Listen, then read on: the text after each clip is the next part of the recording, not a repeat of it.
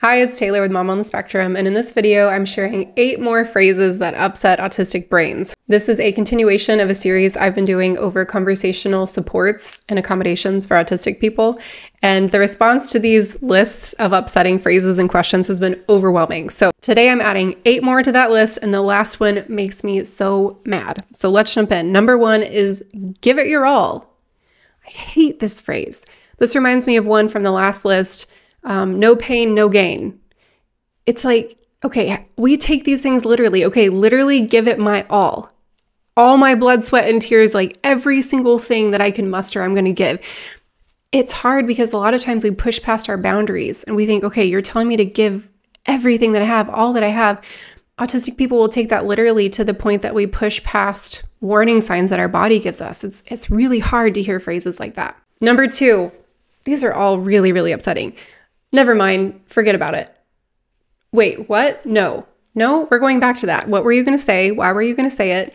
If you say, never mind, don't worry about it, forget about it, that's the only thing I'm thinking about until you tell me what you were going to say. Oh, and in case you're wondering, this is one of my new favorite fidgets from the same company that I've shared before, Ono. This is the fidget scroller, and it is so satisfying. I'll put a link in the description if you want to check it out with a discount code. Number 3, this isn't so much a phrase as it is an activity, but answering the phone. Oh my gosh. I overthink. It's like I haven't had hundreds of phone conversations over the course of my life. I overthink it every time. What do I say? How do I time this? What greeting should I give?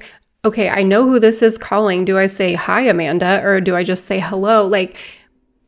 No, it's so overwhelming every time. And I think there's some component of demand avoidance in this too. That's something that autistic people really struggle with. The phone ringing is an implied demand. I need to answer this. If you want to learn more about how that affects autistic brains, I have on-demand autism education. I just realized it's on-demand, demand avoidance. Okay. On-demand autism education classes at momonthespectrum.life/classes. I've got a class over autistic inertia and demand avoidance, class over Meltdowns 101. Those are both great for not only autistic people, but loved ones of autistic people who want to learn how to better support them. And then I also have a course over how to unmask. I'll put a link to those in the description. Number 4, anything whispered is really annoying. This isn't going to apply to every autistic person. In fact, some of you might like it or enjoy it. Some of you might be fast forwarding until we get through this part because you hate it. But whispering, especially if it's next to your ear, some autistic people absolutely loathe that. I'll stop doing this now. So my son, if I whisper anything, it's almost an immediate meltdown. So I'd love to hear in the comments, does this apply to you or do you not care about whispering? If you've been around the channel for a while, you've heard me say, if you've met one autistic person, you've met one autistic person. These things aren't going to apply to everyone. Number 5, I added this one for me. I haven't had any confirmation that other people in the community don't like this, but I have a feeling. Number 5 is obsessed. When people say I'm obsessed with that.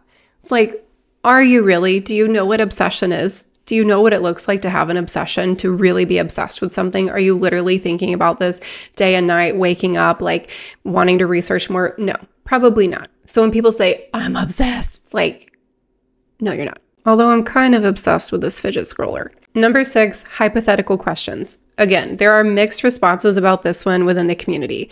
So me in particular, I feel like hypothetical questions are the worst because unless you're going to sit down with me and define particulars about the context to help me understand the framework that we're working within, unless we're going to do that, then don't ask me a hypothetical question. Okay, if you're not going to define the parameters, skip it. But conversely, I've heard other people within the community say that they really enjoy hypothetical questions because it gives them an opportunity to explore and get curious. Number 7, this was probably one of the top suggestions that came in from the community of phrases that we really don't like. I don't even know who you are right now, or you're not acting like yourself. Then who am I acting like? The only person I can be like is myself. That question just makes me freeze and it makes my brain really mad. And then the last one, seriously might make your skin crawl because it's already making my skin crawl, is just the phrase, you're okay. Is there anything more invalidating than that phrase, you're okay? I heard this phrase used in a particularly upsetting way last year. My son plays soccer, and I heard one of the coaches say, "You're okay, you're okay," telling one of the players after he had been hurt, like, "You're okay, shake it off."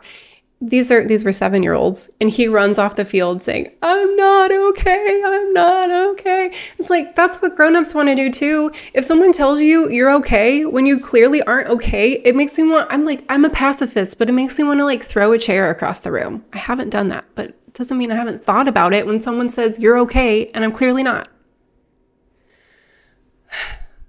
On that note, let me know in the comments what other phrases upset you. Maybe there's a part 3 coming. Check the link in the description if you want to get one of these for yourself, and I will see you in the next video. Please like and subscribe if you haven't already. Bye.